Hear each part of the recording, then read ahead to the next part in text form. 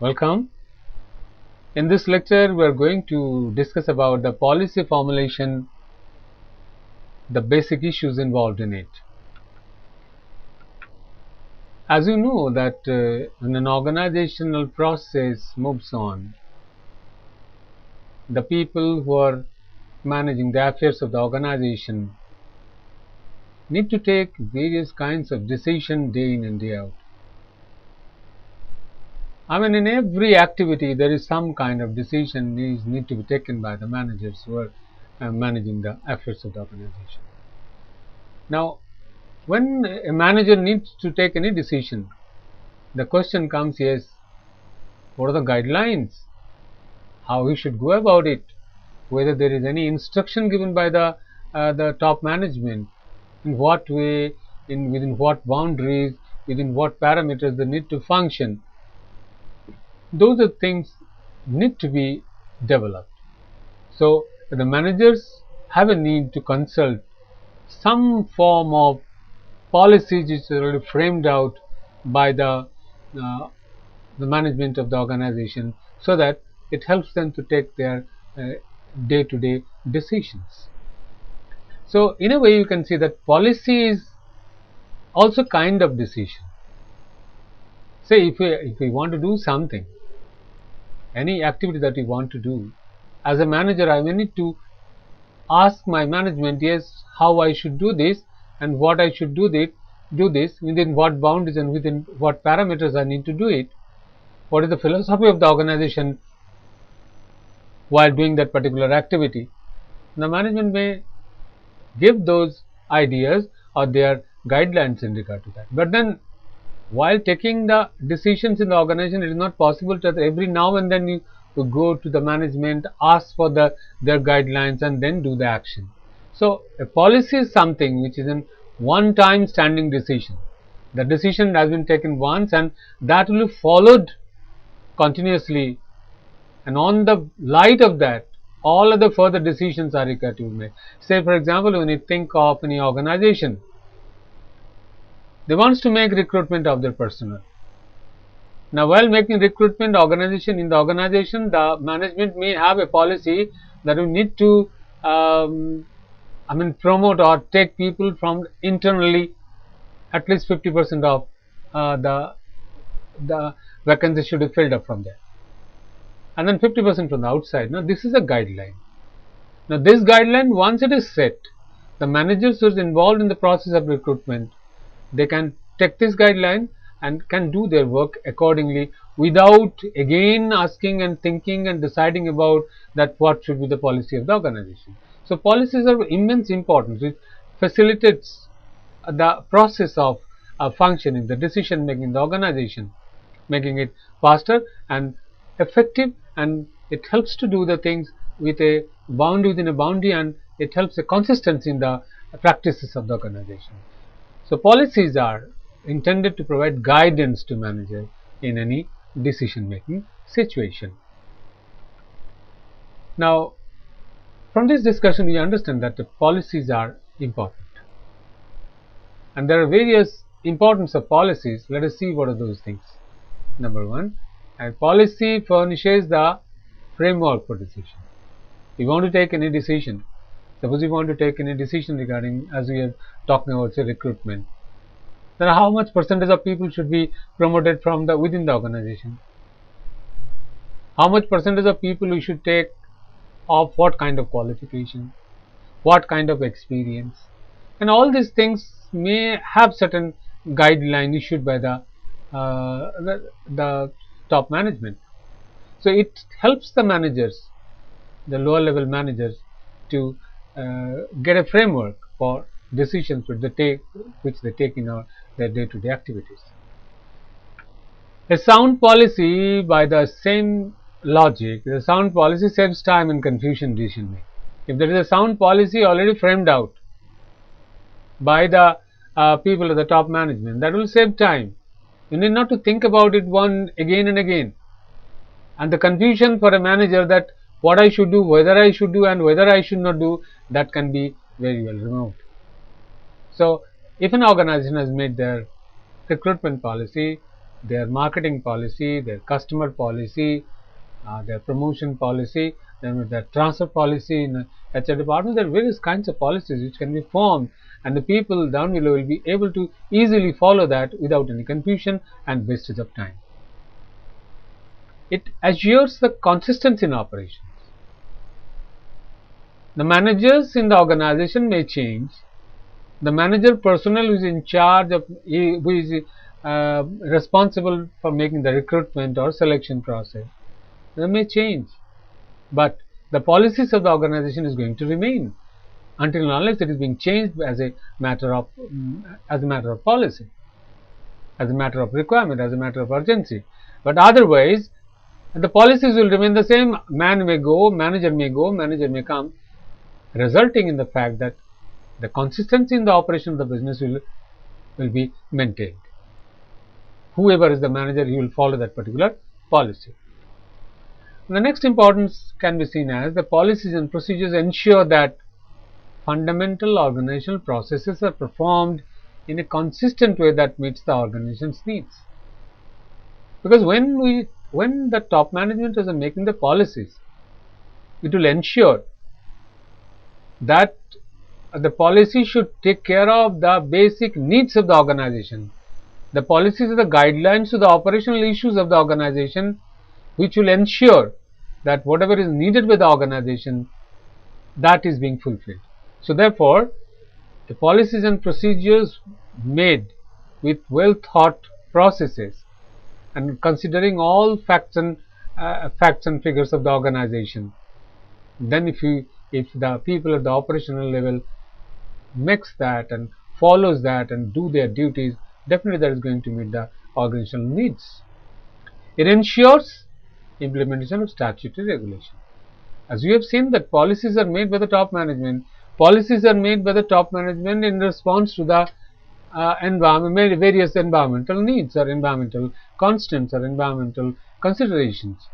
Government regulations may change, and the government regulations change. An organization is supposed to follow those certain regulations, and they are supposed to carry out certain things which are expected by the government. So, if a policy is made for that, it implies that those statutory regulations which are imposed by the government of the particular country will be implemented easily, because it has been thought, it has been incorporated in the policies, and that will be a guideline for the people to follow in the process of their working, day-to-day working. Let us now see what are the types of policies which are found in the various organizations. In this area, Kunj and O'Donnell have classified certain areas which are classified as the possible policies in the organizations. Number one, it is the originated policy. Originated policies means the top management, while making the policy, they make the policies and they formulate those policies and they communicate those things to the people down below. And so, those policies which are formed by the top management are known as the originated policies. That policy may be related to any area, it is a material, but those policies have been originated from the top management who is supposed to make the policies. It is quite possible, although the management of the organization tries to cover up all the areas where possibly decisions are needed to be taken to make the policies so that it becomes convenient for the people to follow that. But then it's possibly many times in certain areas, certain exceptional situations may come for which there is no policy. Now, for a manager to take a decision when there is no set policies already made, or even there is no precedence on the basis of which you can take an action, then he can appeal to the management, yes, in such an exceptional situation, seeking for the guidance from them. And those policies which are then formulated by the top management on the basis of the appeals made by the people down below are known as the appeal policies. So there are many times these appeal policies takes place because even sometimes what happens, a policy is made, an exceptional situation comes and somebody gives his complaint, gives his problem, some conflict arises, and then the manager needs to take the permission of the top management and how to go about it. Those are the kinds of appeal policies, when those policies are formed on the basis of those appeals. The policies may be implied policy. Sometimes this policy is not spelled out by the management, but the actions and behavior of the management tells about that what policy should be followed up by the people down below. For example, if in any organization, yes, the management is pro customer and they want, in various situations it has been seen that they go all out to see the problems and to take into cognizance the problems of the customer and give a solution to them as a matter of their way of thinking or their philosophy. Then if a manager, although in spite of the fact that there is no such policy to give a, say for example, giving some discount to a customer, but then if we understand that the customer is very important and the management from the past practice, they are giving all kinds of facilities to the customers and they take it as their principle, as their philosophy exemplified by the previous deeds, and the manager gives discounts to the customer, it will be known as an implied policy. Yes, it has been implied by the actions and behavior of the management, although it has not been laid out specifically in any written document. Policies are not always as a matter of, yes, the planning of the organization, the top management, that what we need to do, within which boundaries and what process that we need to follow. And sometimes it happens on the basis of certain externally imposed policies. Say for example, as we see which is very common, that government imposes certain rules and regulations. A government changes the income tax rules. If government changes in income tax rules, the salary department, the personnel department concerned has to take care of, make the necessary calculations of salary and deduct their tax at source accordingly. So there's an imposed policy by the external authority. Here it is government, and many times those externally imposed policies, the directions within the government is seen by the organization or the top management. Then they again make another policy on the basis of that, which is circulated to the people or communicated to the people. Similarly, it can be a policy which is imposed by the activities of trade union activity. And the union is strong, and then there is there's an agreement between the union and the management, and union wants certain things to be implemented in the organization. It's an imposed policy, and the top management will formulate those policies on the basis of those external imposition, and which will be followed by the people working in the organization. It may as well be as a result of the demand of the industry association. As a requirement of the industry association, every organization need to remain in the industrial association, and so it has to follow those policies. So those policies will again be translated into policies of the organization by the people working in the top management. So you can see that there are 4 types of policies. Although originally the policies is known as the originated policy, but they can have appeal policies, they can have implied policies, they can have externally imposed policies. Let us now see the principles that needed to be followed while making the policies. The top management of the organization makes the policies, but then it has to follow certain principles to ensure that the policies which are being made is sound, which is in consonance with the organizational objective, which is also in consonance with the environmental conditions and constraints. So the first thing in the way of policy making is that one need to define the business. As you can understand, the policies are made so that people can take their day-to-day decisions, and the decisions are ultimately being taken to achieve the objectives of the organization. So if the business is not defined, that what is our business, what kind of business we are doing, at the same time Why you are doing a business, that will spell out that what is our strengths and weaknesses. If that is not known, then possibly the policy cannot be made properly. I mean, it will take into account those aspects and make a policy so that the operation can go smoothly and the decision making may become very smooth. Now, the next step, which is also equally rather very important, is that the assessing the future environment. Policies are made for achieving the objectives of the organization. Then what is my objective? An objective will, the achievement of the objectives will depend upon what will be the environment in future. Because as we have seen earlier also, that environment poses certain constraints, environment gives certain opportunities, which ultimately decides where the organization can really go, puts the limitations in the organization, that how and where it can go, and then organization on the basis of the strengths and weaknesses steers through that process or moves through these constraints and ultimately achieves the organizational objective. So, while making a policy, one need to think the what is going to happen tomorrow. And now, say for example, if you see, if we make many policies regarding the human resources, if you know that a new technology is going to come in future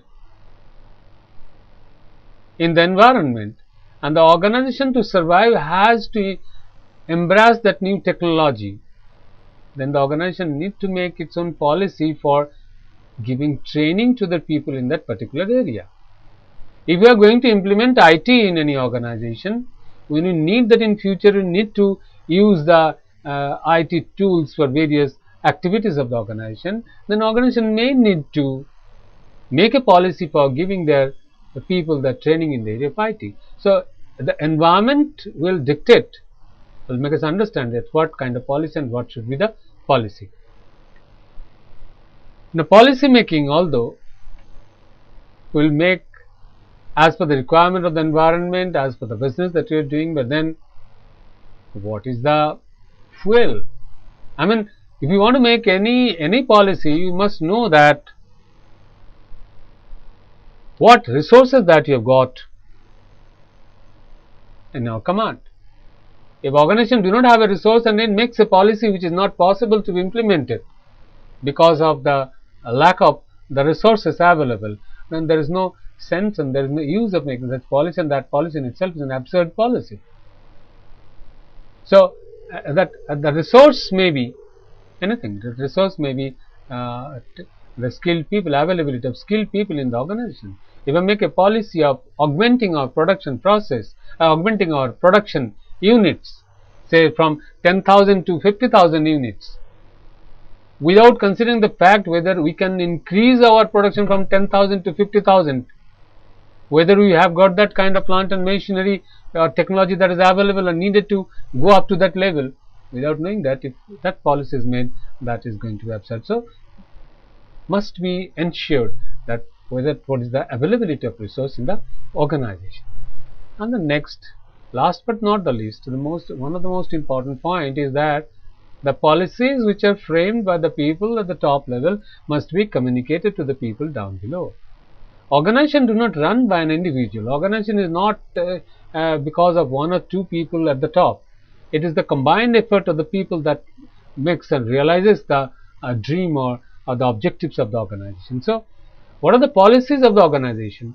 That must be communicated to the people, because on the basis of that policies, the people, the managers, the middle level, the tactical manager, the junior level managers, and all other employees will take their appropriate action, make their appropriate decisions.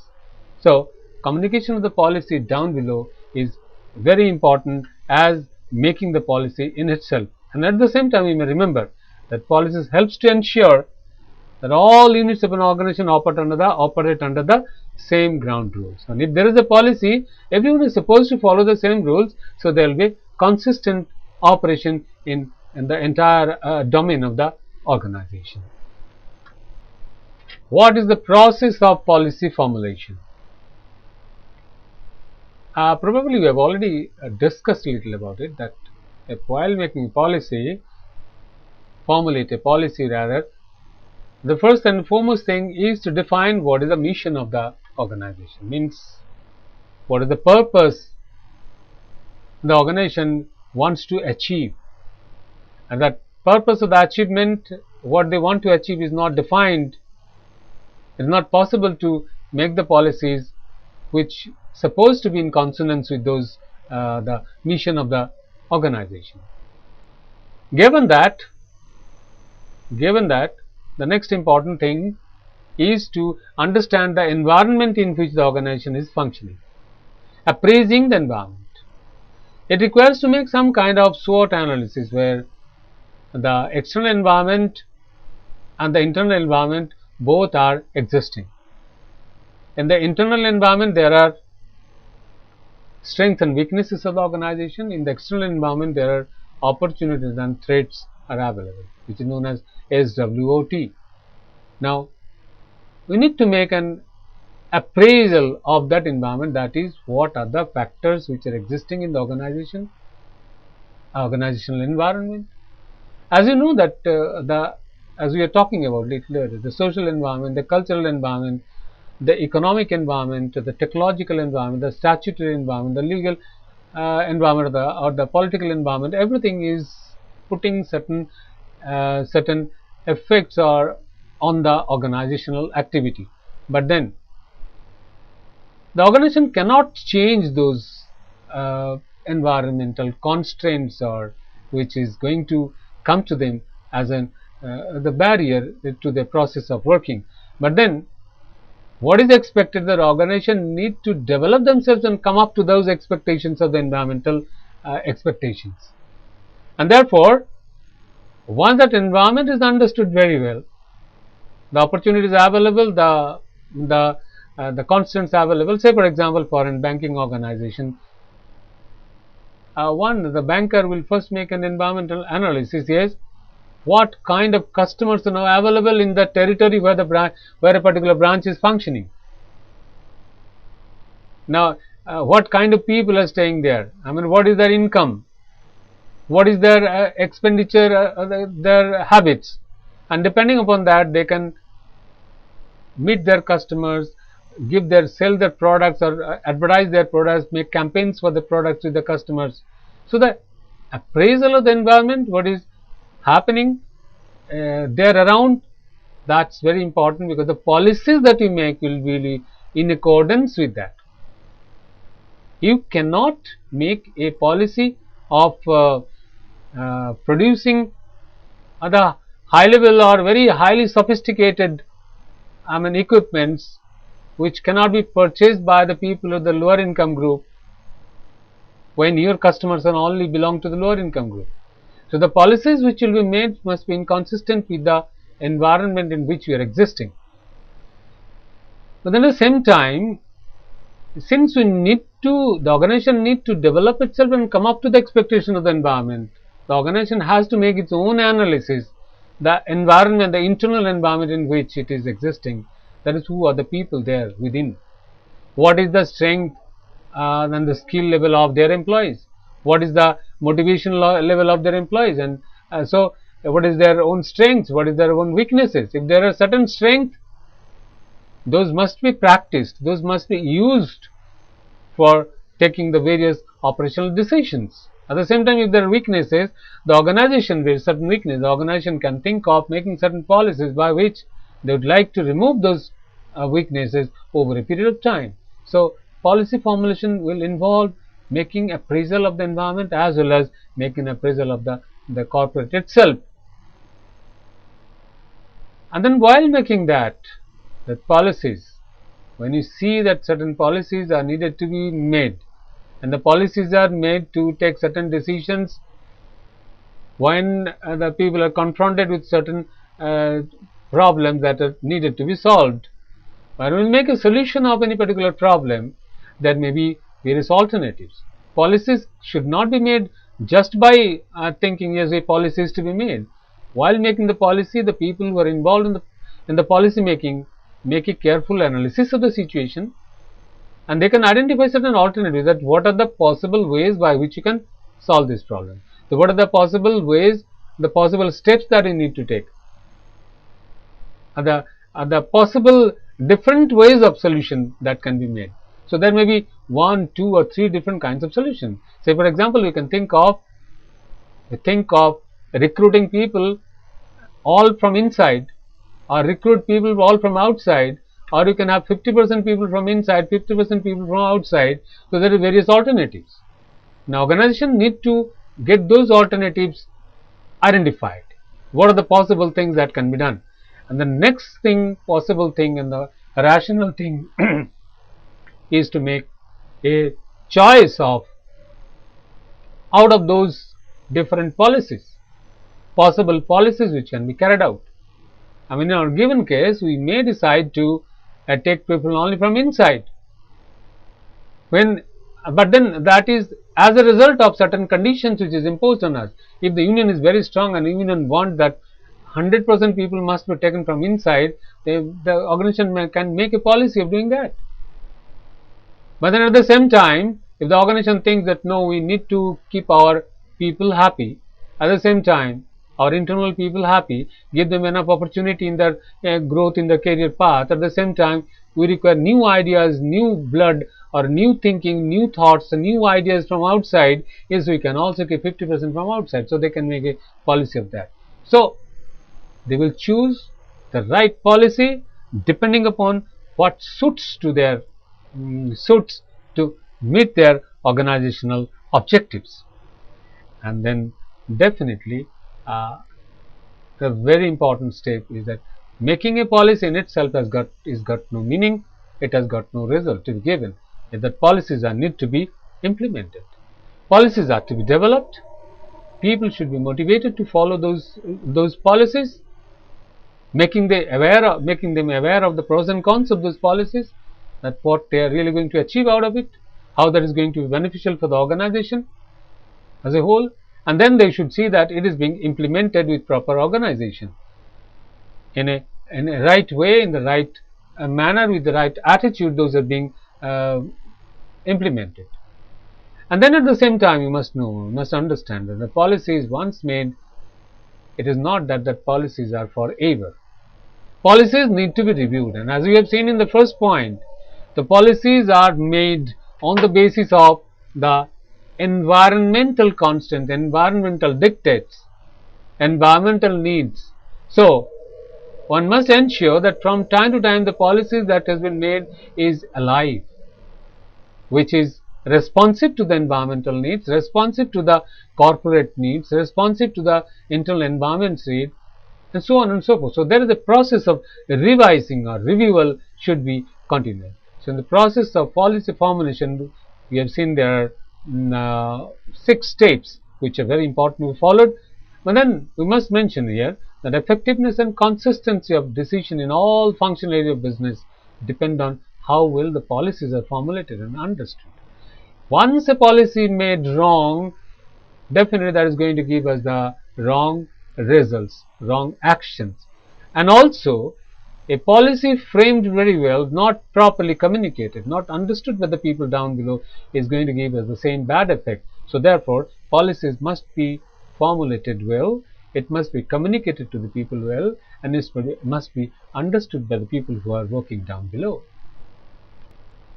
In an organization, there are various kinds of functions, there are various departments, and every function or every department has to make their own policies. Although those policies which they frame are on the basis of the policies which gives us the direction from the top level. On the basis of the top level policy, the various areas of policies are to be made at the lower level also, at the various departments and functional areas. So there are policy making in almost all the departments of the organization, but we can briefly see the 4 areas which are very, very important. The production process and the production activity. The production activity involves a lot of policies to be made. What are the policies means what processes that need to be followed, I mean what kind of people are to be done, and what are the wages to be given to the people, what kind of quality that they need to maintain, how so far they should be in consonance with the requirements and the expectations of the customer. Those are broad areas in which the organization has to make their policies, and which shall be followed by the production department. The marketing department, one of the most important department in any organization, has to make its own policies. The first thing, as you know, that in the marketing, customer is the most important thing. Now, the organization, how much and what kind of importance the organization is emphasizing or giving to the customers, that will be spelled out through their policies, and which will be followed by the marketing department. They will make a policies as regards the what kind of pricing they are going to make, the pricing policies, what kind of quality in the production of their goods they are going to follow. That will be also to be taken in account, and the policies will be made in relation to that. What kind of advertisement and promotions they are going to make, the organization has to make the policies for that. I mean, if you see the 4 P's of marketing in all the areas, the product, the price, the distribution policy, the place, and everything has to be taken into promotion, everything has to be taken into account. Organization has to think about that, and those will spell out the various policies of the organization. And the next important thing, very important area, is the area of finance. Organization has to make its own policy that, yes, how much it is going to invest, and if it is going to invest, where the capital will come from, how much they are going to give their own fund, how much they are going to borrow from the market, if they are going to get money by bringing shares in the market from the capital market, or they are going to take money from the money market by taking loans from the financial institutions. So what is the ratio of the owner's money and the money which are borrowed? What is the expected return on investment, and how much risk they can take? And there will be various policies in relation to that, which is to be followed by the people who are working in the finance department. And then, yes, personnel department, another very important department, where at every stage there are certain policies which need to be made. It may be the policies of, as we are talking about, the recruitment policy, the selection policy, the promotion policy of the organization, the transfer policy of the organization, the training policy of the organization, how we are going to train, in what periodicity we are going to give the training to the people, because these are all very important ongoing activity which will continue to happen every day or every other day. So, and people have to take decision regarding to that. So there will be areas, these are the various areas, and in all these key areas, including these 4 as well as many other areas, in which it may be the materials department, it may be the accounts department. So the various areas will be there where people will make their own policies, and that will be followed by the people as a guidance to them. Let us now recapitulate what we have done in this particular lecture. We have to understand that organizational policies are made to help the managers to take the decisions which are taken every day in and day out by the people at different levels of the management. The policies are, in fact, the decisions, but those decisions are not taken every now and then. The decision is taken once, standing decision, which is followed by the people to take their routine decisions. There are 4 types of policies. One is originated, which is given by the top management; appealed policies, which is requested in exceptional situation; then implied policies, which is understood with the behavior and actions of the management.